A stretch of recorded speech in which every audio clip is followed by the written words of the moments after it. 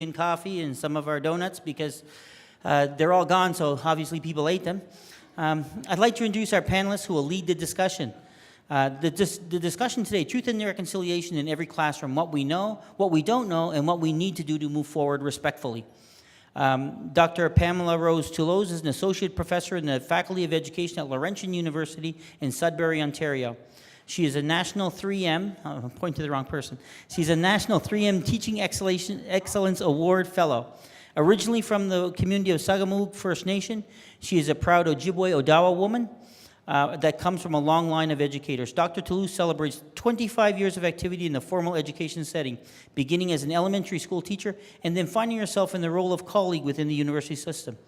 She is well known for her contributions in Indigenous education. She has published well over 50 resources, which include books, chapters in books, curriculum pieces, articles, videos, and other key selections. You can find some of her work at one of the tables at the back. If you'd like to buy a copy of her latest book, she'd be more than willing to autograph it, and the fee is $400. That's made payable to me, so I'm her agent at this point.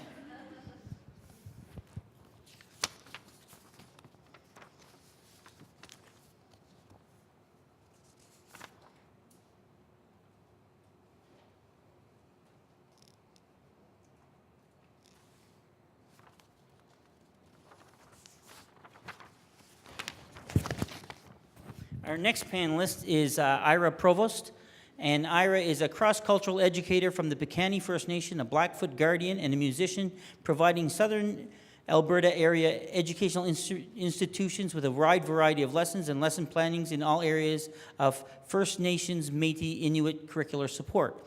He was an educator and administrator of cultural programs within the Lethbridge School District for over a decade, where he taught and worked with all levels of the school environment. Ira is also a multi-talented musician, performer, and songwriter, working and contributing to many educational initiatives in the past few decades. His music reflects his profession as an educator and scholar of Indigenous awareness and understanding. His songs tell stories of gaining strength from culture and heritage by restoring identity in religious people of all ages everywhere. Welcome, Ira.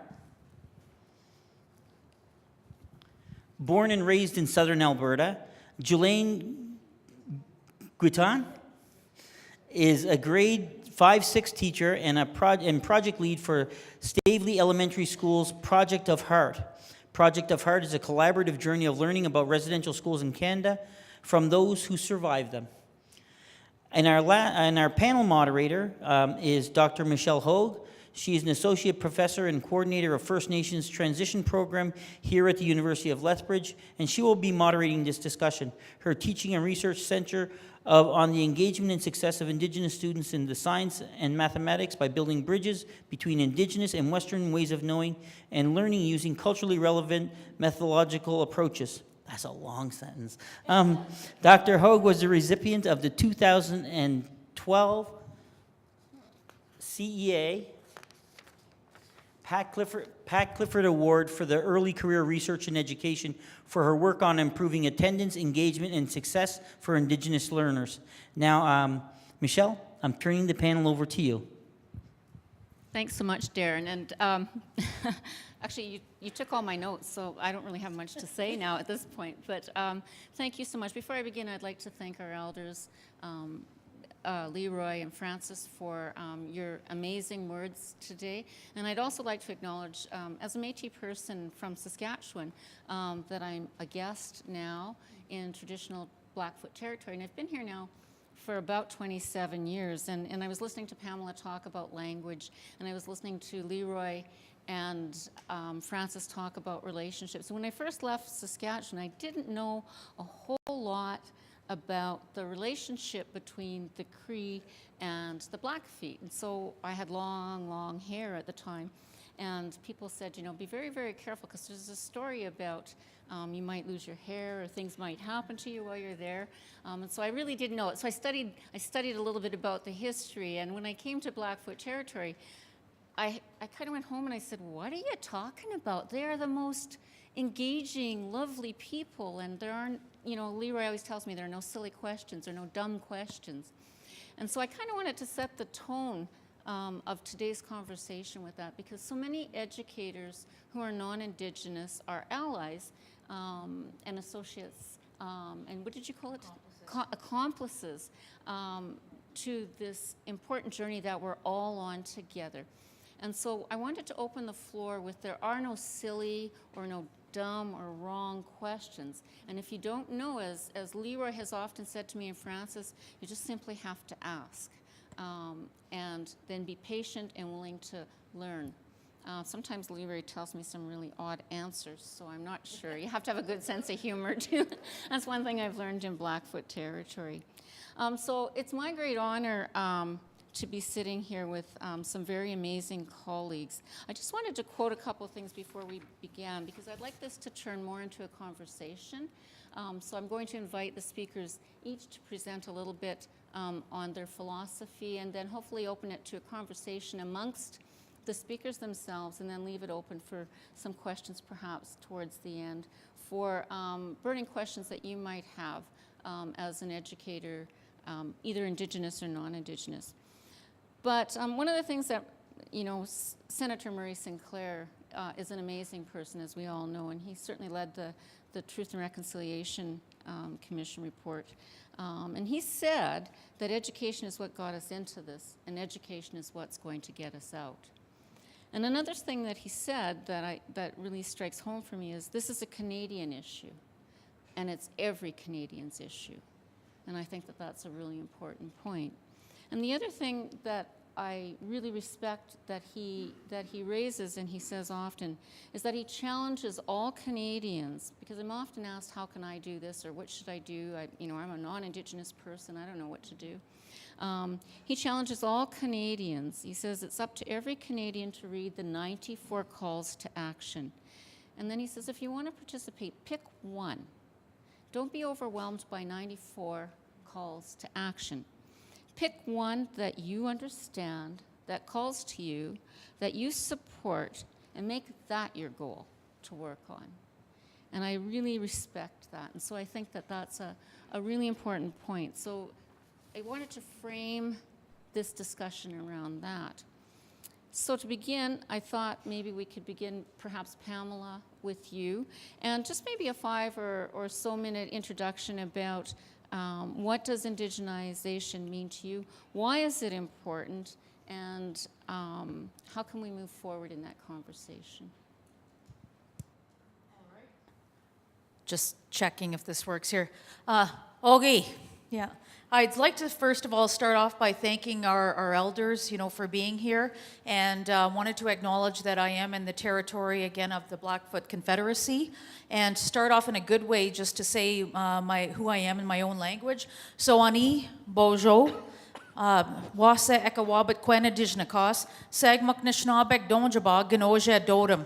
And I have a really hard time sitting down, as you can tell. Yeah, so I'm gonna just walk a little bit. So what I had said in my own language is I said that my name is she that looks ahead. My aunties gave me that name, and what an honor it was, because they could actually see, even before I did, who I was going to become and who I am becoming.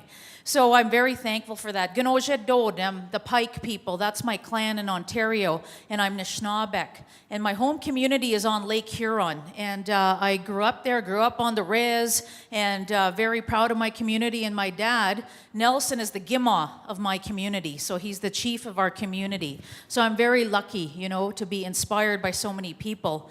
What I wanted to say mainly is that for teachers, is that for everybody that's here, we're actually going to do an activity.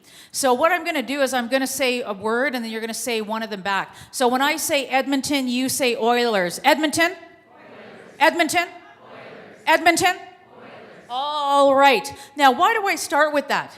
Because I'm going to tell you that whenever it comes to truth and reconciliation, we need to talk about the contemporary contributions of our people. But not only that, we need to also be credited with the contributions we also gave to the world. And one of the things that we gave to the world was the sport of hockey. Not only that, we also gave so many other things. We gave medicines. We also gave things like Anishinaabe people. We actually gave the inspiration behind Dr. Pepper. So the reason reason why I give this information, and potato chips, thank goodness, because listen, I didn't get this luscious and lovely, from being on a diet. So the reality is the contributions are so important to also speak about in Truth and Reconciliation, because a lot of the curriculum will talk about the importance of residential schools and treaties. And this is very personal for me too. My own grandmother went to Garnier School for the Girls in Spanish, residential school, and she was my greatest teacher, my Nokmis. And she taught me how to be, live a good life. But not only that, she also taught me that she said, this happened to me, and it happened to us. And she said, so what are you going to do about it? And she gave me that challenge, when it came to Truth and Reconciliation. She said, what are you going to do about it? And it took me a while to think about it. And I thought, okay, I'm going to do the part that I have, and that is to continue my work with teachers. And not only that, is also to reinforce that building relationships with the local communities that you're in is the first step. That's the very first step in reconciliation, is again, knowing the communities and going out there and making those steps to be brave and make those relationships. Because the relationships and the curriculum, those are not necessarily two separate things. They're things that complement each other. And the languages, right? My language is slated for survival. I speak my language, and I'm very lucky that I do speak it. And the languages have meaning that are embedded. And I think that's what our elders have made very clear, is that our languages have a worldview within it. Just as an example, in my community, whenever we talk about children, we say Benojis, right?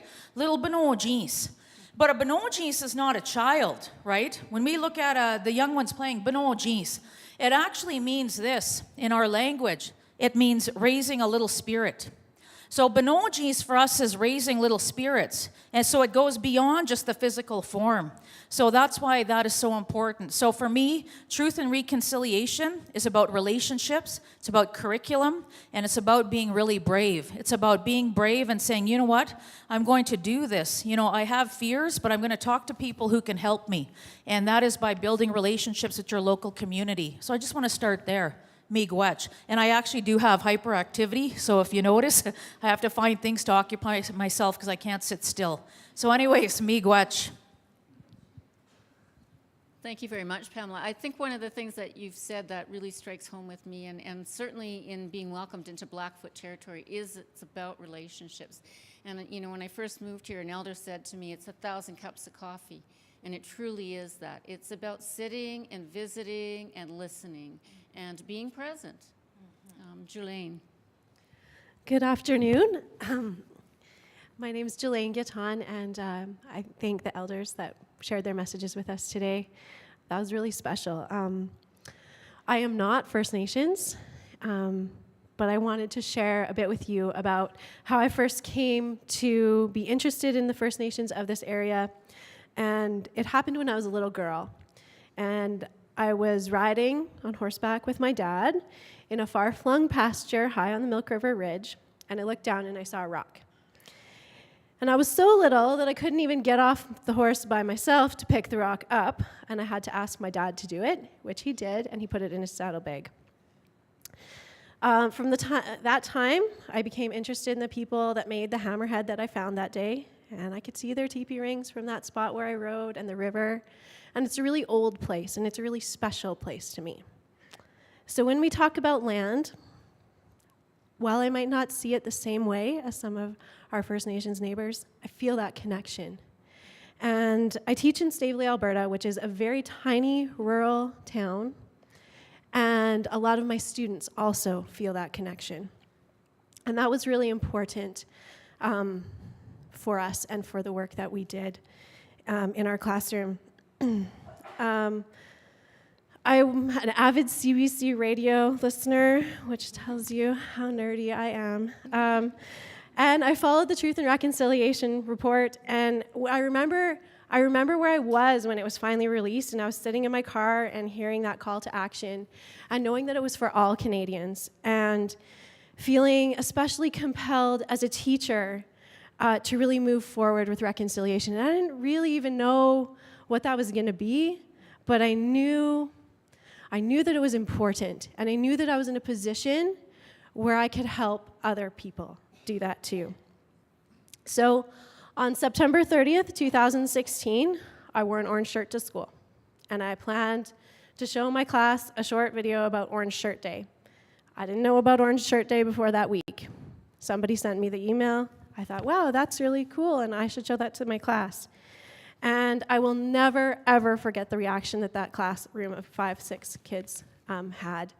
They had so many questions, and they were so thoughtful and compassionate, and they really wanted to know more. They said to me things like, Mrs. Catan, is this really true?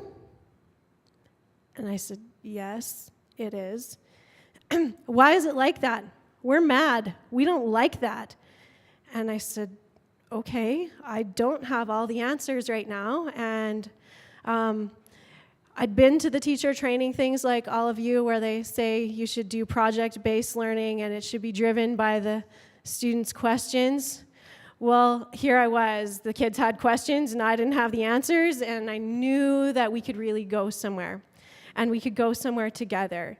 So don't kid yourselves that I'm an expert on this, not by any stretch of the imagination. But I did my best to be brave, and we followed the steps of the problem-based learning that were set out in our 5th grade textbook. And we questioned, and we researched, and we researched, and we questioned, and that process went on for a long while. And Livingston Range School Division, where I teach, had Georgina Henderson employed as our FNMI success coordinator at the time, and she came to our class and began to work with us. And she recommended that we do Project of Heart, which I also didn't know about at the time. And so the kids and I talked about it. The whole project belonged to the kids. You know, and they say you're supposed to be the guide by the side. Well, I felt like I was kind of the guide in the group. And that was okay, because it really stretched me. We had a great year. And some people think that it's just like a one and done lesson, and reconciliation hasn't been that in my experience. It took us all year long, and we're still working on it 3 years later. And that year, I stretched as a person, and as a teacher, and as a parent, and as a human being. And this project has truly been the highlight of my teaching career, and I'm honored to share a little bit about it with you here today. I know how busy you all are as teachers, and that you don't have any time for extras. I get that, right? You could teach gardening or something else. I'm sure the list is long of things that people would like teachers to cover in school. This isn't extra.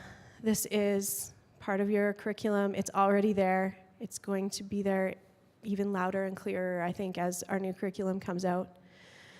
I have never done such a good job, I don't think, of covering the skill outcomes set out in the Alberta Social Studies curriculum as I did when we worked through Project of Heart and the research that we did. With Project of Heart, you do some general research, choose a specific school to look at, and try to learn about that. So the school that the students and I chose to study was St. Cyprian's Indian Residential School, which was located near Brockett, Alberta, which is the closest First Nations reserve area to the town where I teach. It's about 45 minutes away. I really encouraged the kids to be honest. None of their questions were stupid. Whatever questions they had, we would do our very best to investigate, and I didn't pretend to have the answers. We accessed our local library, our Chinook Arch library system, the internet, and pretty soon we found that we just didn't have enough. So we were guided towards some elders from the community who also were residential school survivors, who came and talked with our students. And that firsthand information and sharing and relationship building is like nothing I've ever seen happen in a classroom before. And I didn't have all the answers, but I asked respectfully for help, and it was always provided to me. Jaren and Ira at Traditional Knowledge Services in Brockett were a wealth of knowledge, and I was never afraid to ask them, and they were always willing to help, and the kids really felt that too. As in all good problem-based learning, we knew that we had to define a question, so we did. The question that the kids and I settled on was how do we find out the truth about residential schools in Canada and make reconciliation with that part of our history? That's a really big question for kids in 5th and 6th grade. And we worked through the question meticulously so that every student in the class really understood what we were getting at. And one of the things that was really important to the students and to me and to all the people that we worked with was that we needed to come to some kind of an agreement of what reconciliation was, or a working understanding. And so we looked at lots of different definitions, and we decided that for us, our working definition would be the restoration of friendly relationships between First Nations and non-First Nations groups. And that's a pretty tall order. It's a work in progress. It's not done. It's not done for me. It's not done for the students. They've left my classroom. They've gone on to 2 other receiving schools in our area at least, and they're not done. When I run into them, they still talk about it. It's a current that's woven into the fabric of our small school, and I'm really, really happy with that. The project afforded my students real opportunities to share their learning with their families, our larger school community, and the country through the article that I published with Ira in Education Canada. Those skills and those opportunities met even more curricular outcomes in the process that were way more fun than any worksheet or some contrived activity that I could have come up with. We had hard conversations in my class. There were days that were tough. Not all the stories are happy, and there's some things that are hard for kids to wrap their head around. And that was hard for them, and it was hard for me. But we have to talk about hard things. I think we're finding this in our world. If we just keep sweeping it under the carpet, we're just going to keep tripping over it. It's not going to get any better. I'm not saying that I have the solutions for all of the problems, but we got to at least talk about it. And if the kids think their teachers aren't scared to talk about it, then it becomes okay for them to talk about it too and ask some questions. I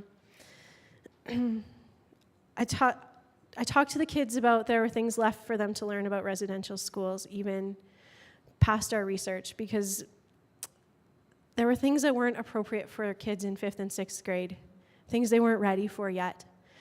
And I talked to them about, this is not done. This is not done when you leave my classroom. There's so much more for all of us to learn. But some of it we're just not ready for yet, and that's okay.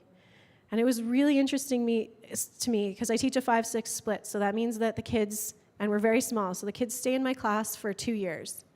So the next year, when it was Orange Shirt Day, and we decided that we were going to do something as a school, my 5s from the previous year, who were that year's 6s, went to do the presentation to the other classrooms in our school about what was going on. And they were really respectful about, Mrs. Catan, we know that there's some really bad things that happened, and we want to teach the other kids, but we also don't want to scare our kindergarten students, and we want to make sure that they know enough, but not too much, so that they're scared about being in our school, and how do we move forward with that, and knowing that they felt like it was still a really important message that they wanted to share, and they shared with their families, and they it really reminded me of how far our influence goes as teachers, because it's not just those kids that sit in our seats. Those kids go home to families, and they tell their families about what's going on in our classrooms, and they have conversations outside of those groups. And one day I had a girl come in and she said, Mrs. Catan, I don't know, I heard the end of a news thing, and there's this bridge in Calgary, and it got a new name, and I think it has something to do with the research that we're doing, but I don't really know. So that's not a lot to Google on a Monday morning. Renaming of a bridge in Calgary. Hope we get something. But it showed the kids that I didn't have the answers. I don't know all the news in the whole wide world, even though some days they think I do. And yeah, it did have something to do with it. It was the renaming of the Langevin Bridge in Calgary. And the kid heard enough and thought enough that it was like, this is what we're doing at school, and made those bridges. Another really exciting thing that happened with our project was There are not very many First Nations kids in my school or in our community, but they stay in our school for a pretty long time, so we don't turn over a lot of kids. There's not a lot of influx or outflux. Once kids start school with us in kindergarten, generally they finish through 6th grade. And I had two little boys, they were as big as I am, who at the end of it said to their classmates, you know, my grandma went to a residential school, and nobody in town knew that. And the fact that they could say that openly to their classmates spoke to me about the levels of comfort and growth that we had made as a group and as individuals. And it was really, it really reminded me of the gravity of my job. I have the chance to impact students in real ways. And the lessons I choose and lessons that we choose together as teachers, they matter, like really matter. In 5th grade, we teach the geographic regions of Canada. Those of you who are doing that right now know all about that. But I don't really care if the kids remember that in 10 years. I don't. It's my job to teach it, I do it, but I don't care if they remember all the geographic regions of the country in 10 years. I do care if they're kind. I do care if they remember a little bit about the work that we did together in reconciliation, so that when they become parents, that they have a little bit of a better message to pass on to their own kids. And I feel so lucky that I got to go along with them on their journey of learning and growing, because just as they learned and grew, so did I. And I'm really pleased to say that I'm starting a new cycle of grade 5 this year. We alternate curriculums in the classroom where I teach. And so we did Orange Shirt Day a couple weeks ago, and the kids yesterday, we wrote down a bunch of the questions that they had. And yesterday before I left, and while I was trying to put sub-plans together to be here today, they said, Mrs. Catan, when are we doing that research thing? They were making sure that I didn't forget, because it's going to be a thing now. So I'm really excited to start a new journey with this new group of students. It won't be the same. I don't ever expect it to be, but I'm really excited. And I hope that maybe my little bit of a story inspires you a little bit. And if you'd ever want to talk about it, I love to. So, sorry, probably went way over my time. Thanks so yeah. Thank you so much, Jelena. I think one of the really important things that Jelena brought out that resonates with me is that it's about co-learning together, and that there are right questions, because all questions are the right questions, and it doesn't matter who they come from, whether they're 5-year-olds or 10-year-olds or whether they're adults, that we're all on this journey of co-learning together.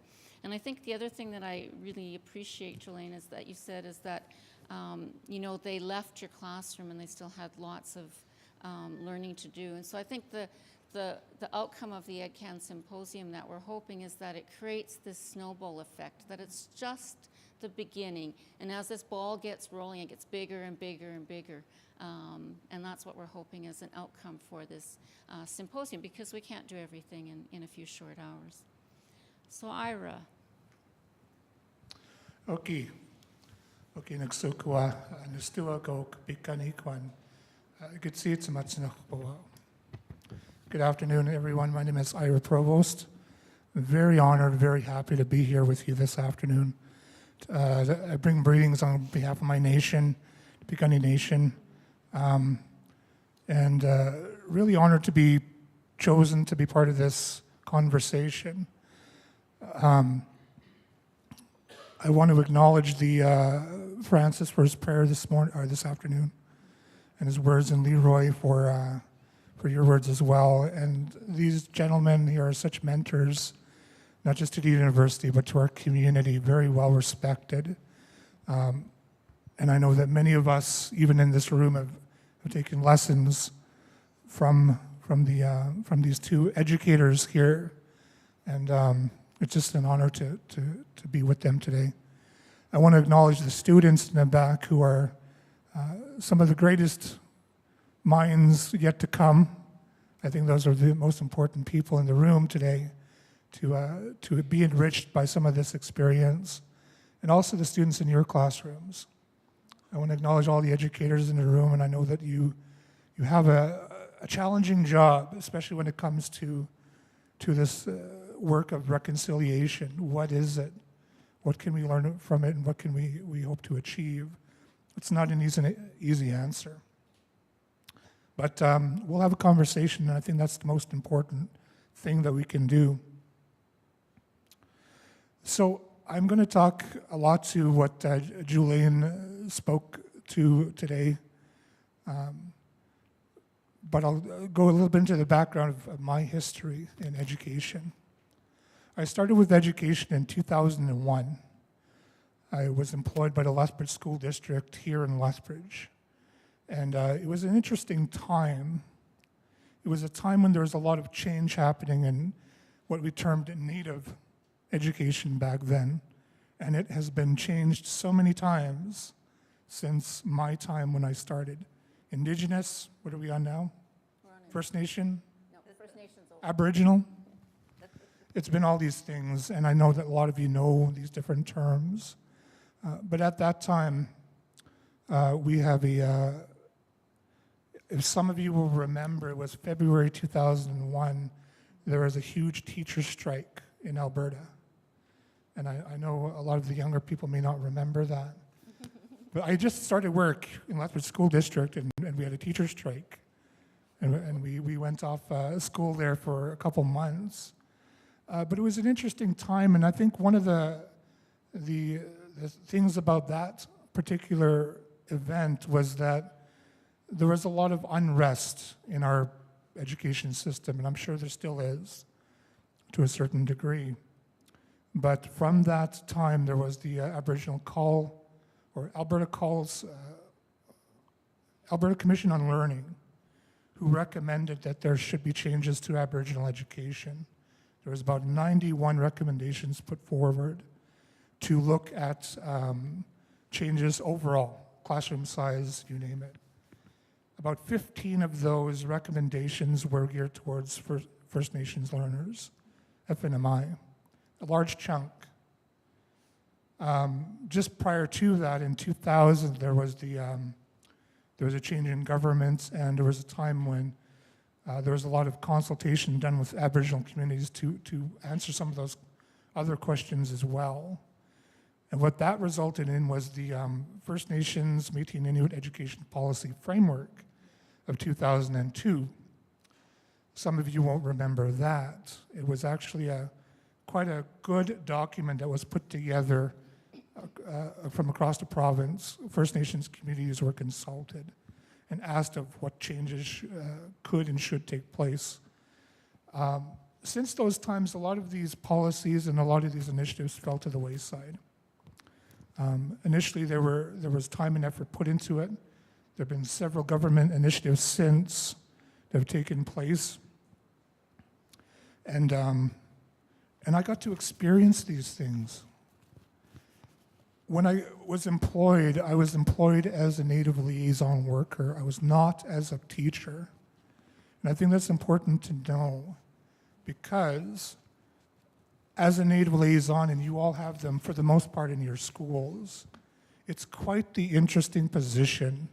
You get to be the ultimate fence sitter, person who gets to sit on the side and watch teachers do their work, appreciate the work that they do, but also see where some of the challenges are and appreciate some of the challenges that are there, especially when it comes to who I am and my values. Now, alongside that work, I didn't go back for a teaching degree. I went back for my degree in Native American Studies and completed that, and I'm now working on a master's. But at the time, I started in education as this person who's been able to work alongside district administration, district leadership, formulating and developing First Nations programs for all students. And it's been, like I said, what a joy, but what a challenge. And alongside that, and I believe in 2001, I just started to get involved with a lot of my ceremonial work. That's when my wife and I joined the Horn Society out on the Blood Reserve. So I was doing a lot of learning within the decade that I was with the school district. understanding who I am as a First Nations person, understanding who I am as a Siksikaitsitupi or an Indigenous person, and also learning about education and the needs of our students.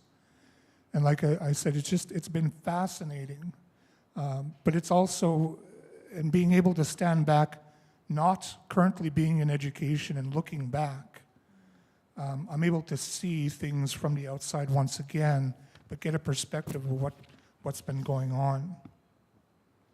Things really do happen for a reason. Before education, I was in the field of business. After education, I went back into business, and I now work for a consultation department where I'm working with government people, not in classrooms. I do miss the kids. I do miss working with educators. But for some reason, with some of my cross-cultural work, I got invited to Stavely one afternoon. And when I went in, I didn't know what to expect. I didn't know that there was this project going on, and just as Jelena described it, I was invited somewhat as a community resource person, because in addition to the consultation work I do, I run a cultural center on our First Nation. And so I do a lot of cultural resources anyway with schools, but not directly. So when Jelena showed me we came to her event, the one thing that stuck out right away was the students doing their stories back to the community. And in that moment, when I started hearing the kids give their explanation as to what they believe residential schools were, I was blown away. Like, I don't tear up, but I was close that day because I realized that, in that moment that I was seeing this with the students, I was seeing meaningful engagement happen. Knowing my history in education, knowing where I've been with families, I've been with educators, pretty much my entire professional career. I've been with students who don't understand. I've been with administrators, teachers who don't understand but want to. And at this point in time, when I saw this is what it meant. It meant that this meaningful engagement was happening. And that's what the Indigenous community wants. That's all we want, is for this relationship to be meaningful. It's not about learning.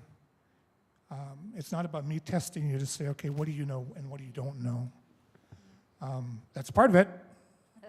It's not all of it. But it certainly is important about the relationship. And the one thing that struck me out about the Project of Heart that I was able to see, boom, from the get-go, was that this wasn't going to be a one-off thing. It was going to be a commitment on the educator and her students to continue the learning. Because at the end of the day, it shouldn't be about wrapping up, saying this is done.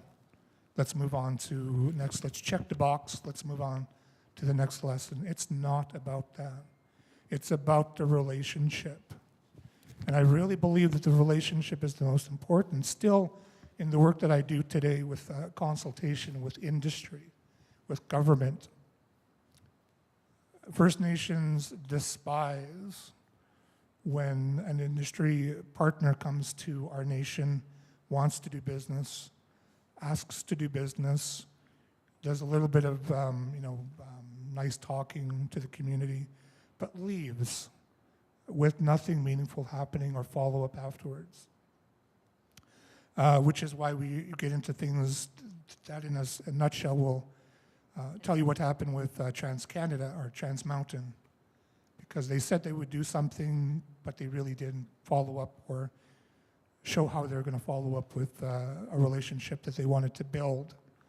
And that's all educators and community people from Indigenous communities want, is that relationship, and for us to develop that together and say how we're going to continue that to go forward, because it hasn't been done in the past. And through the policies that I've studied through a lot of my work and my research, It's true. It rings true. So now, reconciliation for me, just to answer the question, that's really what it's about. It's about continuing a relationship, knowing that we have to start early, know that we're not here for a one-day thing, and know that we're all going to be here to continue this conversation years down the road. So when I'm done here, anyone here in this room can certainly give me a call and can talk to, I'm sure, any one of us to ask us questions today, tomorrow, next year. Do. So that's what the relationship is about. So I'll leave it there and let's go on. Thanks so much, Ira. I do think that that's the most important thing, is that it is about relationships, but it's about taking the time to develop those relationships. When we talk about all of the policies that Ira's been talking about in terms of his own research and why they failed, if you look at the underlying root of the failure of all of those policies, it has been because relationships haven't been honored in all of those policies, everything from the beginning to the fear of that happening to the TRC. So we're now at this era of the 94 calls to action, and some people are talking post-TRC, and we're not post-TRC. We're in this era of reconciliation, and how do we maintain that relationship and keep that momentum going? How do we create that snowball effect and grow that snowball even more? And I think that that's really, really important. One of the things that I've learned from the elders that I've worked with, in a philosophy that we talk about in terms of relationships, is two-eyed seeing, and that is Elder Albert and Merdina Marshall and Dr. Cheryl Bartlett, both of all of Eskasoni at Cape Breton University. But it's to see through one lens with an Indigenous viewpoint or a paradigm, and the other lens with the Western, and then to use both together, because you need to have two eyes to have depth of perception and to work in that space between. And I think that that's really important. And the work that I do in Australia mirrors that really quite interesting. They've been in this position for 45 years, and they talk about it as both ways knowing.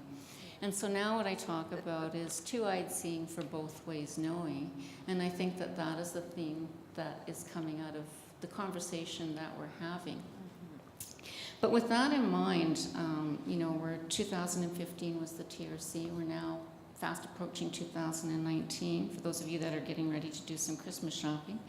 And I was wondering, or one of the questions that arose is, what do you think is the greatest challenge of reconciliation moving forward? We'll start with Pamela. All right, folks. You noticed my feet were dancing there, so I'm going to have to get up again. Yeah, so I'm going to start off. So what's one of the biggest challenges, right? So I'm going to actually start off, and I'm going to give you maybe a tool or else a strategy probably of one of the things that's going to help with those challenges. And it's a gift that was given to Indigenous peoples, but it's also given to everybody. So we're going to try this word together, and it's in my language, though, Nishnabemwin. So we're going to try it. So try this. Ch, ba, pe. I want you to say, Chibape. Chibape. Chibape. Now, in my language, Chibape, they say is laughter. But it's really not. Like, it's laughter, but here's what it is, right? So again, language is coming back to the importance of it. There's like a root word, eh? There's a root word. There's like eh. And that word, again, Chibape. So you'll hear that sound like in our language, and like our language is from the land. Just like the Blackfoot language, you hear it. Like I hear it a language and I hear it a land, right? That's what I hear. So for us, comes from the heart. Damn, in the heart. Chabape. So actually, when we're laughing together, we actually share in Chabape, which is about we're sharing in the heart. And where does the heart come from? It comes from something greater than ourselves. So that's what Chabape really is. So one of the biggest barriers to truth and reconciliation is actually ourselves, right? That's what it is. And the biggest obstacle is our own fears. It's our fears, it's our own misunderstandings, and it's also pride. Pride is when we don't have the ability to say, I don't know. or else trying to reach out, eh? So that's what it is. So it's fear, or else it's indifference. And indifference is, well, whatever, that's what indifference is. And Shabape, when you reach obstacles, because the number one thing is relationships, right? And that's the number one thing besides the curriculum and having the appropriate resources to teach in class. But Shabape is a place where not only like two-legged to two-legged, where we can sit, but what we do is that we can share in a good healing medicine, and that's laughter, right? So humor and laughter, because that's healing. Because in truth and reconciliation, in reconciliation work, it's hard work. It's tough. It's hard, and it hurts at times. But one of the things that's going to help is our ability to heal together. Having the ability, and especially with each other and with our students, the ability to be humble and to laugh at ourselves and not to feel like, oh my goodness, I got to know it all. Yeah, I got to know everything. One of the first things I do with my teacher education students, and I teach in Con Ed, I teach actually lesson planning and some of the other subjects. And I always start off, I say, okay, we're going to start off with the 3 most important words you need to know in education. And I always joke around, I say, oh, it's not I love you either. Yeah. I said, that's only part of it. I said, the most important words are I don't know. I said, especially when you're working with Indigenous communities and those that are marginalized. But Shabape is the ability to heal together with laughter. To laugh at myself, always. I mean, that's a given, yeah. I'm just a funny-looking character, period. So, yeah. And again, children are truth tellers. Deb Way, when they're the truth tellers. This morning I gave a message about the hardest journey for especially us older people is to make that journey from the head to the heart. And that's also a tough part of reconciliation work, is the head to the heart. I mean, you're very lucky. Many of us are lucky. When they're in kindergarten, grade 1, 2, and 3, they already got that journey, right? They've got it. They can share, they can laugh, they can talk, they can be honest. Then after that, all of a sudden, that journey from the head to the heart becomes even more difficult. So part of our thing is also to help them to make that journey that from the head to the heart. And I really believe that. And teachers are brave. I mean, you're brave every time you walk into a classroom, right? You're brave. And you have to be brave, especially in these days with all the pressing demands. So the biggest obstacle is ourselves and pride. That's what it is, and fear and indifference. And what is going to be the solution? It's facing that, and also knowing that you have healing medicine that's built in within you. And that healing medicine, of course, is building relationships, but that healing medicine is Shabape, to be able to share in laughter with each other, because there's so much hard work that's going to be done. You're going to need joy. You're going to need it. So I'm just going to leave it at that. So again, miigwech.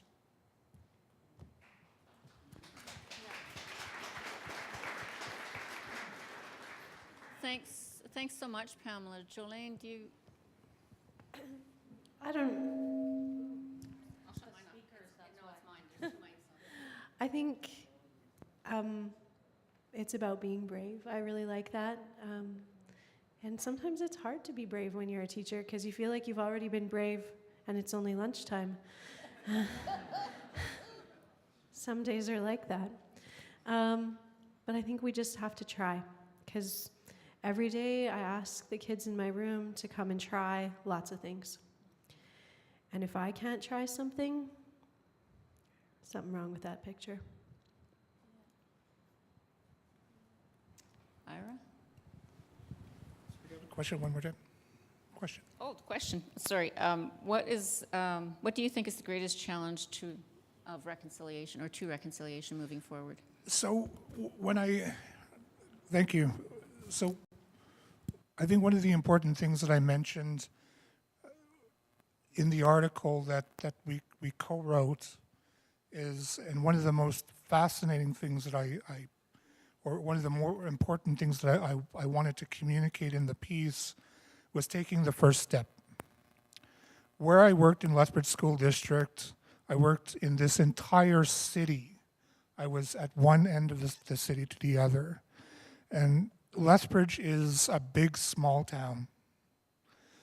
It is a place where you have a lot of diverse communities within communities, and I don't absolutely mean that in a negative way. It's so neat to see what I saw.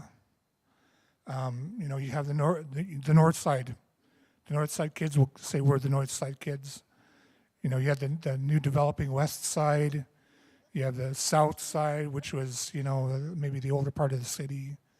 But in seeing that, I was able to see a lot of different dynamics from around a community, and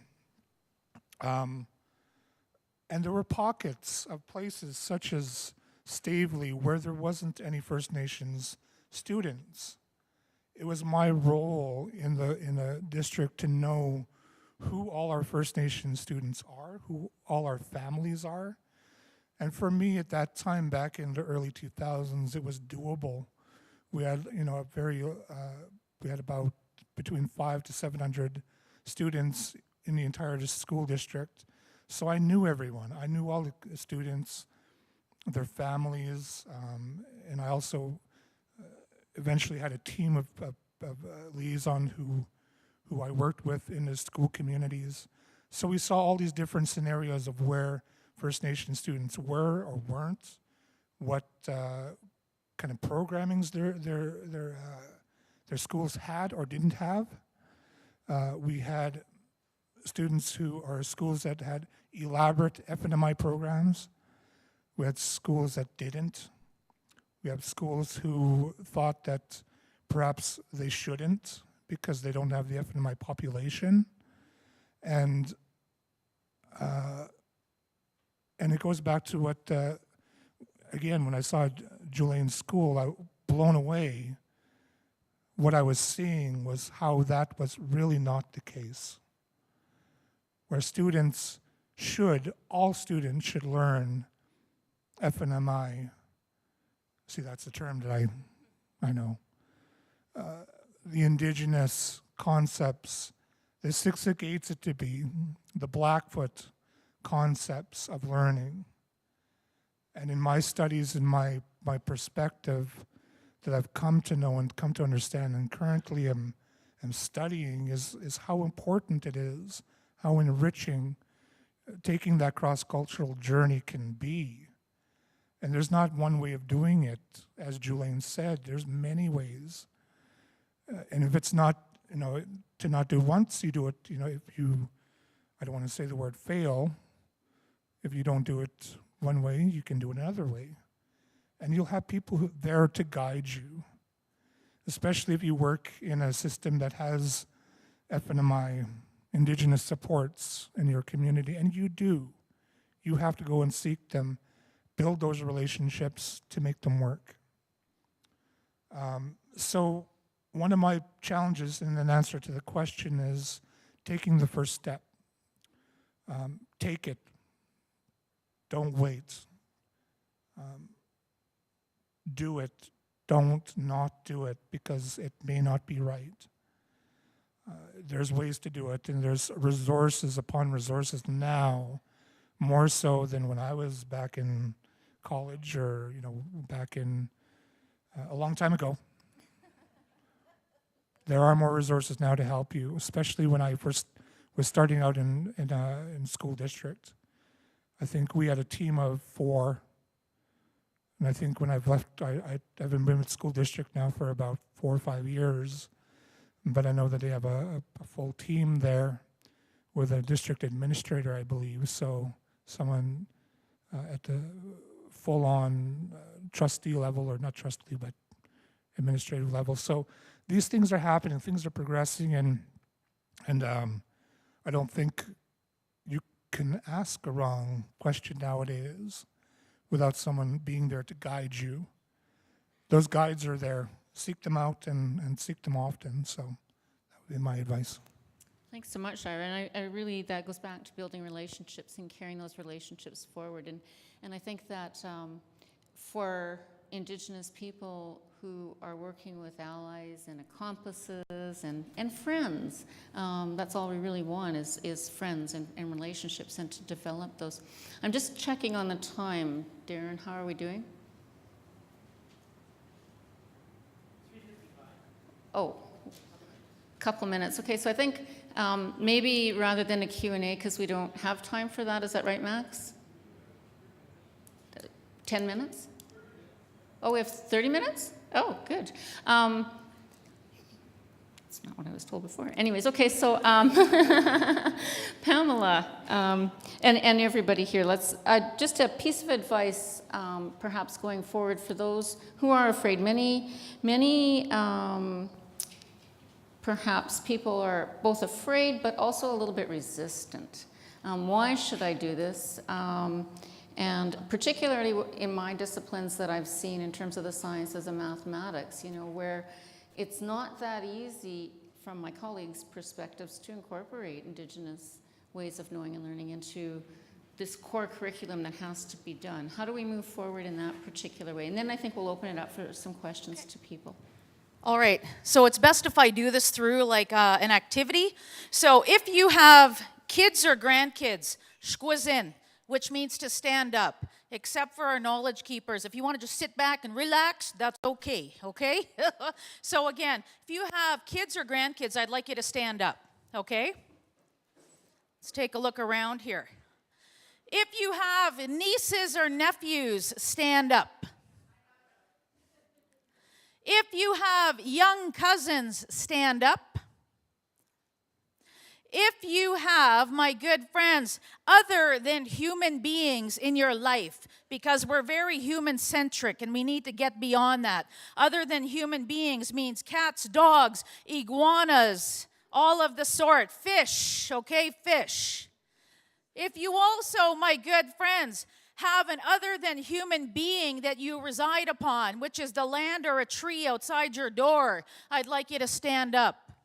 And unless you're from another planet, then you might be sitting. All right.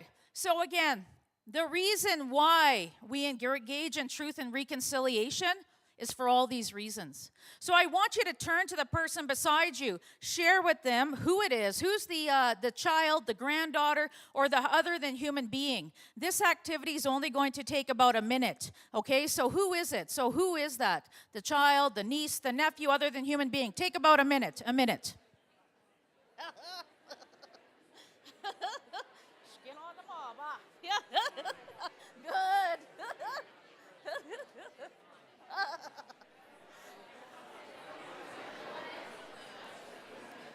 Yeah.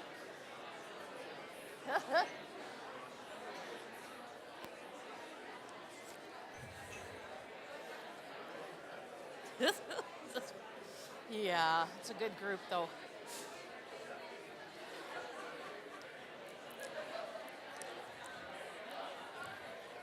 "30 seconds, 30 seconds.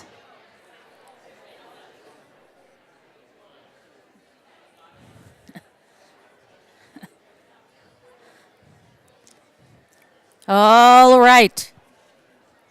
Okay. Okay, my good friends. I want you to thank that person. Say whatever it is in your language for sharing.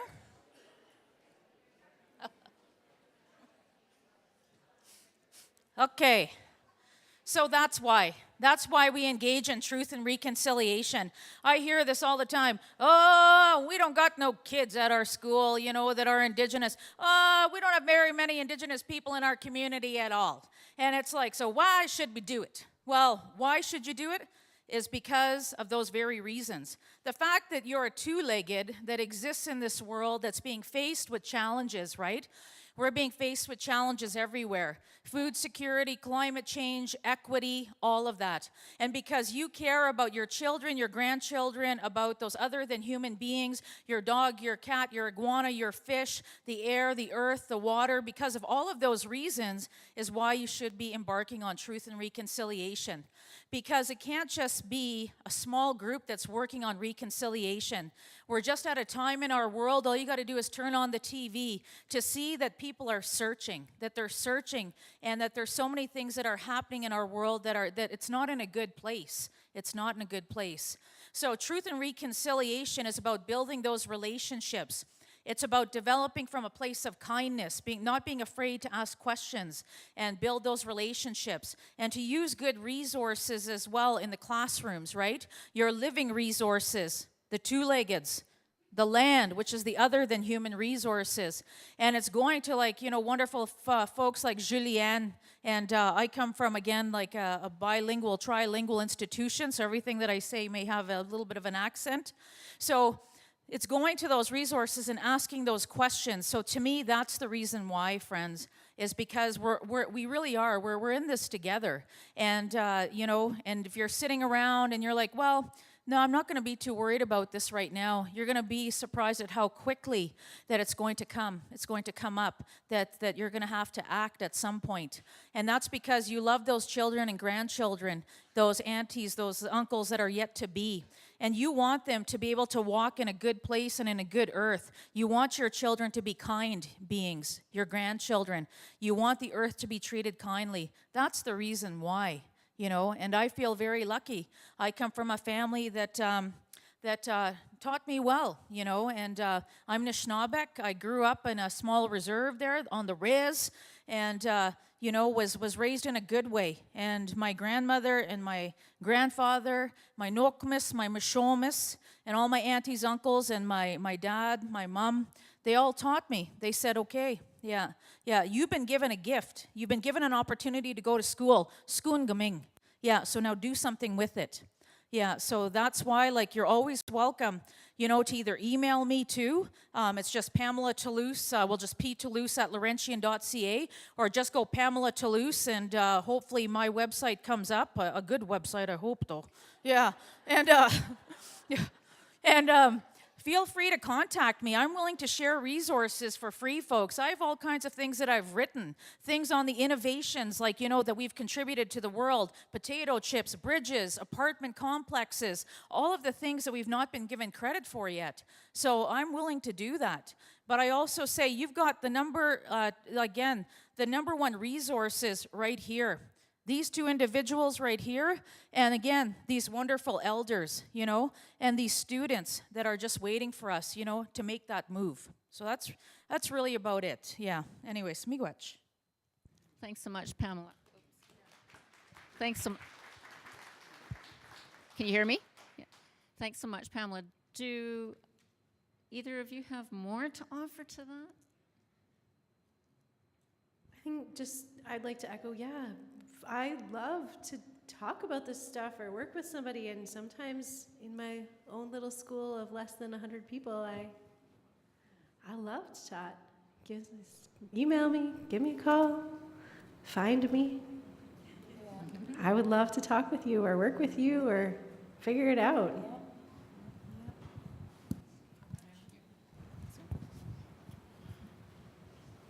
Hi.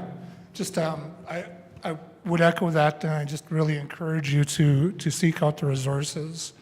And again, being in a school district for over 10 years, I've done a lot of trial and error with the graces of the employers that I had. They were great in letting me do a lot of the things and experimenting at times.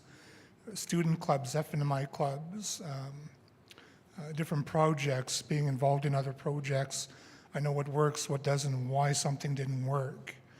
And I just want to say that, there's a lot of thoughts, there's a lot of good things that can happen, but don't stop. If something isn't working, try it again. We tried FNMI clubs for many years with students doing things, and they would work in certain contexts. Sometimes they don't. And that's not a fault of the student or anyone else. It could be the time and the environment. But what I would say to that, though, is what that tends to show, should an FNMI club not work, exclusive club, where you need to have that atmosphere spread out over the entire school. So that's what we're talking about here. Fundamentally, I believe, is to have the entire school take on an ideology take on an identity of a First Nation. I've seen schools do that. I've seen schools do well with that, where the school itself took on this identity of First Nations people and made it an entire theme, again, for a duration of time. So there's a lot of different strategies that can happen. And there's no one. What I believe in understanding reconciliation, bottom line for me, is we're in an era. We're not in a one point in time where there's going to be, that's it, we're reconciled. It's not going to happen. What I've seen with the work that I've done is when I started the work in the school district, and even before that, there was comments from my own community, my own First Nations, when working and consulting with the Indigenous elders in our communities, is we've been studied to death. And I've heard that from my own people. We get frustrated that we're just not getting it. And I think my job as a person, and I'm this fence sitter. I'm this person who sits in the middle, making sure that communication keeps going back and forth. I would say to my elders, keep sitting there, keep telling the stories, and they do. Keep telling the stories, because people are eventually still going to come, and they're going to get it someday. And take the stories for the right reason, or something for them in that story is going to click. And it's going to mean something amazing for them, especially when that translates to the students. I've sat in many, many Leroy Little Bear classes. The most, great classes. I think at times they were, I wasn't sure on certain concepts. But like many of our storytellers, at one point, it just boom, a light bulb goes up. Wow, that is profound. And I know I've heard students today still tell me those kinds of stories. So my point is keep going. My point is that we're in an era, there's no finish line for this type of learning, this type of reconciliation. There is no post and pre. Truth and reconciliation, I think we're going to be in it for the long haul, and if you're ready to take that journey, I think it can be so rewarding. And I know it is, because I look in this room and I see students in this institution here who I saw in the schools that I work with. And it makes me feel so good that I see them here at the university, continuing their education. Some students, I know that they were not on good paths. And they're here. I know they're here, and I know they're doing well. So that is all the affirmation I need to keep doing what I do, keep communicating this understanding and awareness. So again, that's it for me. Thanks. Thanks so much. And just to sort of sum up, I think one of the things that Ira said that is really important is this sitting on the fence. And I call that space the liminal space of possibility. So it's that space between where you can bring in things that you think might work, or that you would like to try, and look at the possibility of that.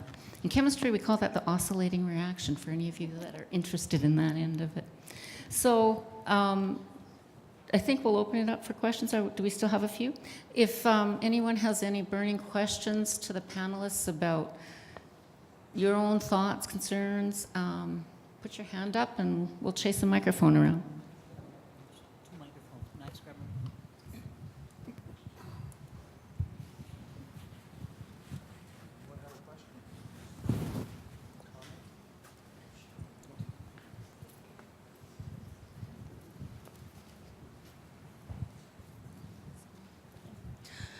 Hi, my name's Rhonda Harding. I'm from Central School in Tabor.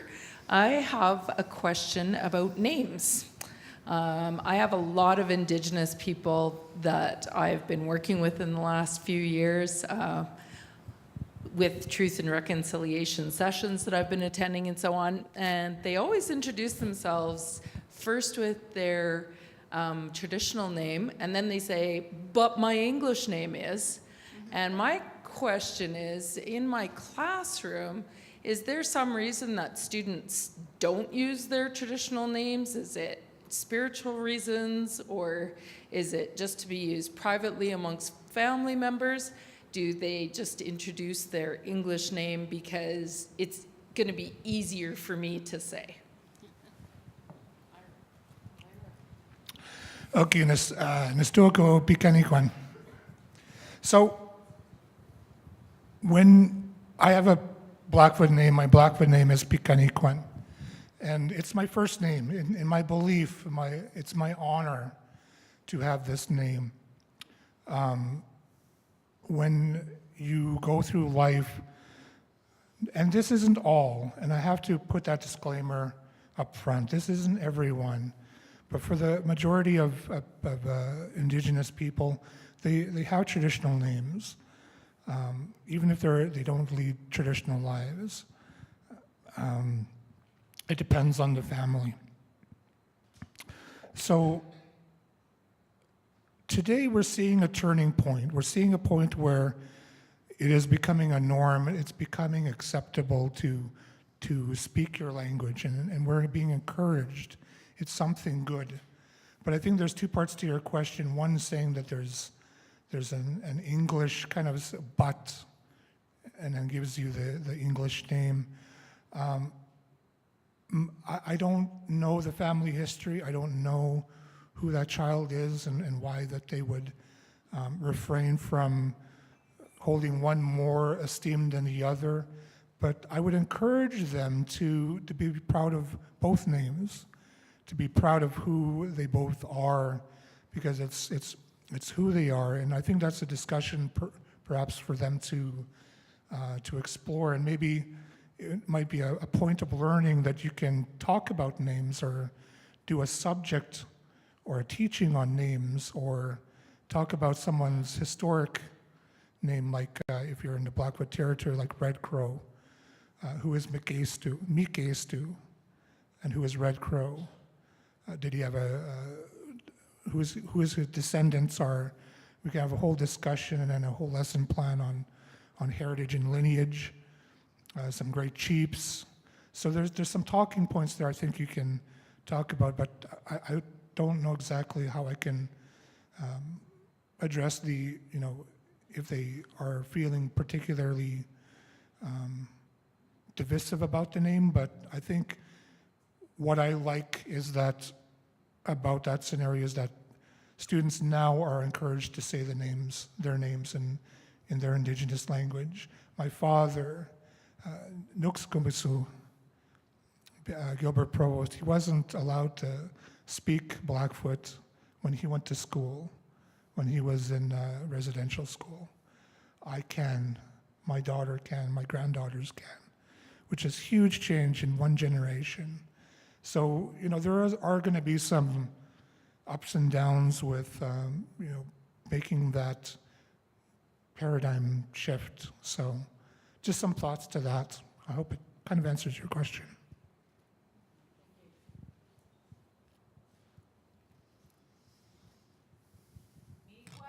I know it's Friday afternoon, folks. I get it. I'm just, Gordon, I come to the province just west of here. One of the things we're finding with non-Indigenous elderly people or people over 50 is they're okay with talking about reconciliation, but they don't want to talk about the truth.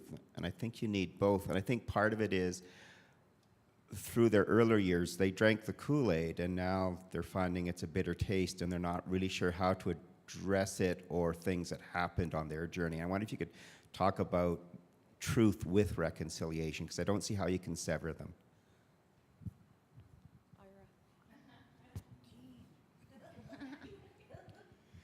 Good question. When we talk about truth, and anyone else can jump in. It depends what perspective you're talking about, and being this person in a liminal space, the fence sitter, I have to see both sides. And it's not easy to do that. When I work so closely with my First Nations communities, my elders, being respectful of their protocols and their procedures and what I need to do to communicate properly with them, but as well as Western settler society, how to approach it in a way that it's going to be easy to some extent for them to digest. Because that history, the truth, is quite hard. When do you apply it? When do you put it into the learning? I know that Jelena in her experience speaks to that, about how, we talk about the friendships that we need to reconstruct, redevelop, rebuild, but there is a reason why those relationships broke down in the first place. But I've been in scenarios where, and I've taught myself early in my career, understanding true history of Indigenous people and being so upset with it, being so angry of what I learned. And a lot of first-year students feel that. They feel anger on many levels. One, that they didn't learn this, and those who want to learn Indigenous history properly will often feel cheated that they didn't learn this history in high school and so on and so forth. So anyways, there's a lot of different levels that you have to work with to make it effectively communicated across. Truth absolutely needs to be told. The truth and reconciliation. There's got to be a balance between what you tell, what you share. But again, it really does. It's got to cater the situation, because what I'm going to tell a student in post-secondary, it's not going to be the same as in grade 4, and it's not. You have to effectively and positively give it to them in the best way possible that's going to want them to learn more. I think that's the main thing. So hopefully that sort of answers your question. I think that certainly parents and grandparents in our small community outright asked me that, when are we going to be done with this? We're not, just so you know. And then we talked about when we know better, we do better. And it's not the parents or the grandparents' fault that they didn't know this history. It was a different time. Things were different. Things have changed. And we need to be part of that change. And I think sometimes, at least in a lot of my experience, it was just education. They just didn't know. They didn't know that what residential schools were, or what they were like, or why they were there. And when their kids come home with that information, or their grandkids, or we're in the local paper, they feel a little bit conflicted because they didn't know anything about it. And that's okay. We just need to learn now and move forward in a better space. And I've had some people do some really positive work for their own selves, which has been pretty neat. All right. I want to thank you all for being here. Thank you to our panelists. I'd like to ask you to stay on stage just for a few minutes. And I just want to add a few comments here as we come to the close of the day. A couple of themes really emerged here for me sitting here listening and in my limited way of being able to participate. I want to thank Francis and Leroy for their wonderful thoughts earlier. Just Francis, most especially, for sharing his language with us and being able to hear it spoken in its true fluency, and when he helped us in his way of understanding and his worldview. So often our children today in our school systems, they don't hear our languages spoken in the richness and fullness that they are. I grew up listening to my Mi'kmaq language in Nova Scotia, but I only heard it in snippets.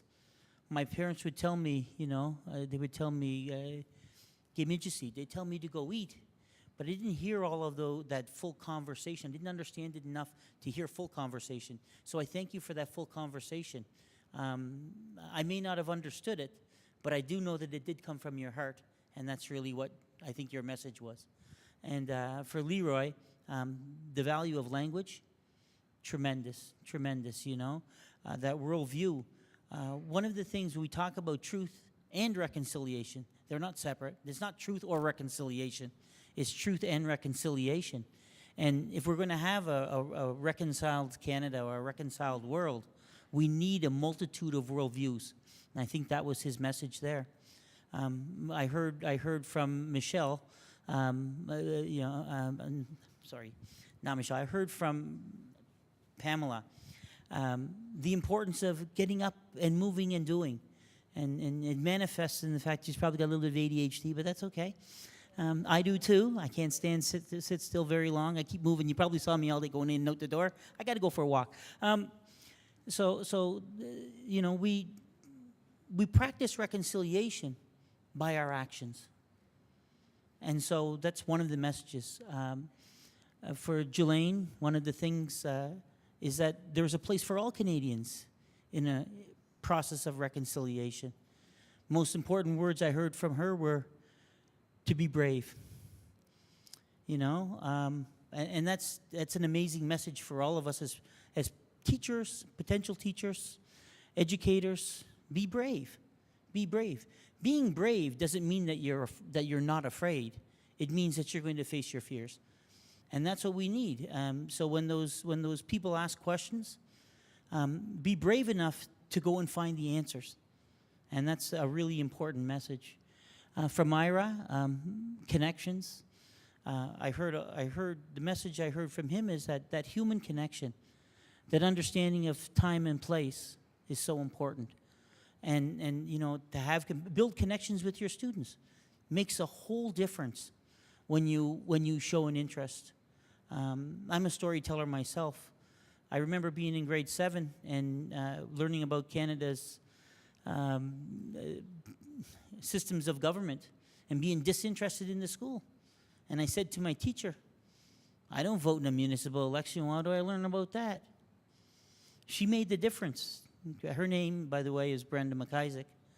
And I'll never forget that. Never forget. She came back the next day and she taught about how our chiefs and councils are elected on reserve, what our traditional governance structure looked like. She incorporated, and this is a long time ago. I hate to say it, but this was in the 70s. And so she was practicing reconciliation then as a teacher at a time when nobody even talked about it. And I hear from Michelle that there are things that we need to do every single day. There are actions we take every single day. And as you and teachers, believe it or not, we're depending on you to lead this project into the future. There's only so many things. We often think of reconciliation as an Indian or a First Nations or a Mi'kmaq or an Indigenous issue, that we should be leading it. And the reality is, we can be there, but it needs to be a path that we all walk, not just us. We can't walk it alone. We have to have partners, and you're our partners.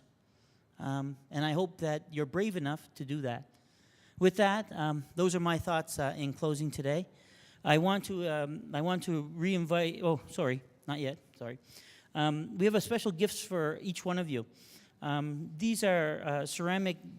These are ceramic bowls made by Ottawa-based Jane Snyder, and I'm going to have our EdCan staff are going to be passing them out.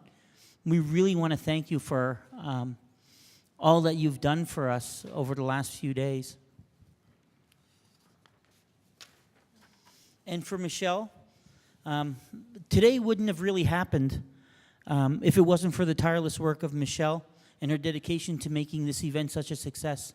Her connections here in Lethbridge, you can't even imagine the hard work that she put into this. We should really give her a nice round of applause.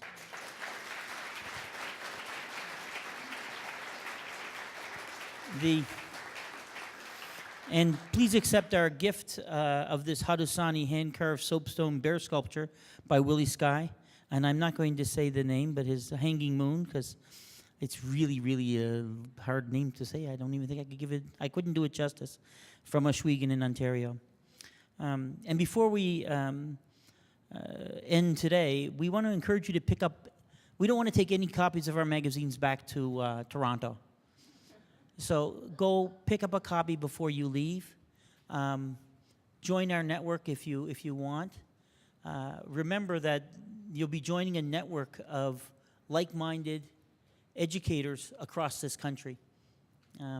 And before we leave, I'd like to ask drummer Nathan Provost to come, and he's going to help us in our closing. And I'd like to welcome back Dr. Leroy Littlebear and Francis First Charger to sing an honor song for us.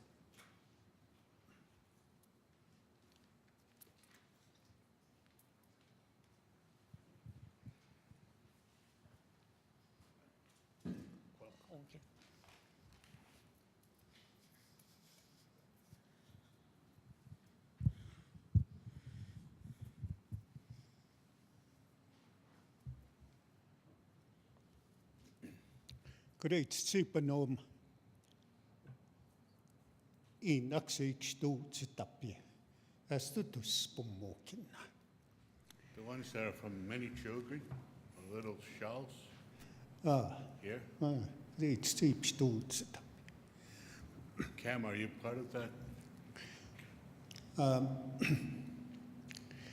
I would like to, before we sing the song, I want to just leave you maybe with some parting thoughts.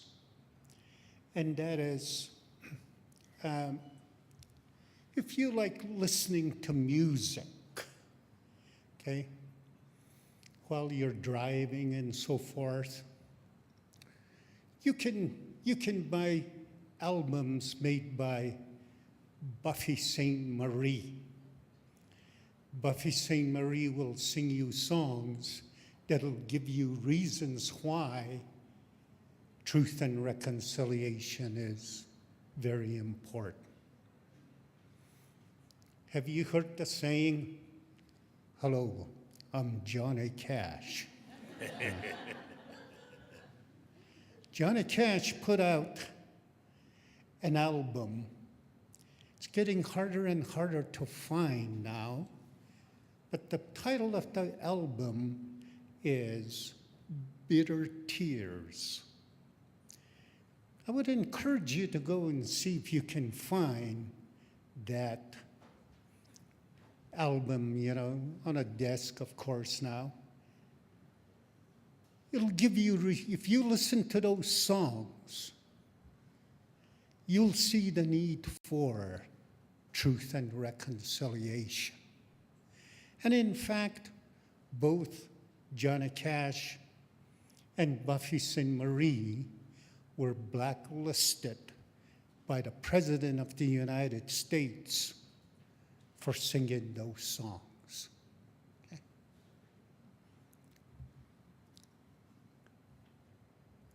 In our traditions, we have songs that go with ceremonies, stories, even sacred sites and so on that Francis was referring to. One of the challenges I'd like to throw out to you is to learn one of these Indian songs. Hey, I can probably do a rendition of "O Canada" or some good old Western song, but nowhere near as good as Celine Dion or any of those singers. But I can probably do a rendition. How many of us in the classroom can sing an Indian song? Hey, it's been 500 years we've been together. Can you sing an Indian song? I throw the challenge out to you.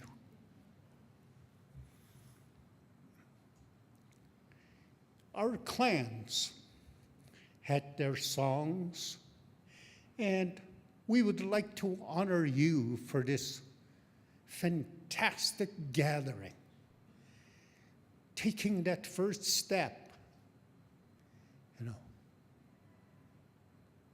towards truth and reconciliation in our classrooms, in our schools, and of course, in our communities. Our clan, Francis and I both come from what is known as the Small Ropes Band, Inuksik. And we'd like to honor you in this gathering, and Ed Ken, University of Lethbridge, and all these sponsors by singing their clan song.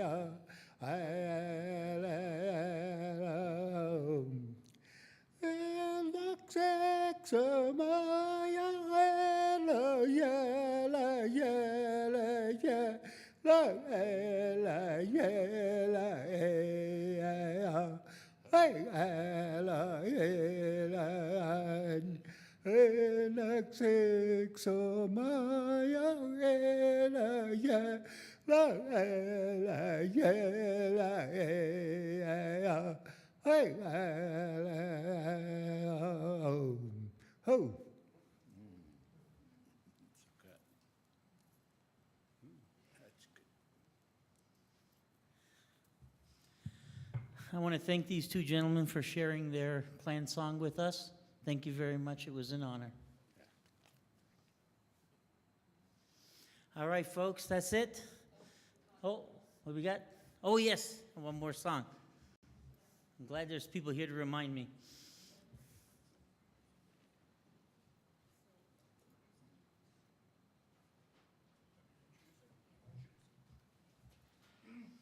Introduce it.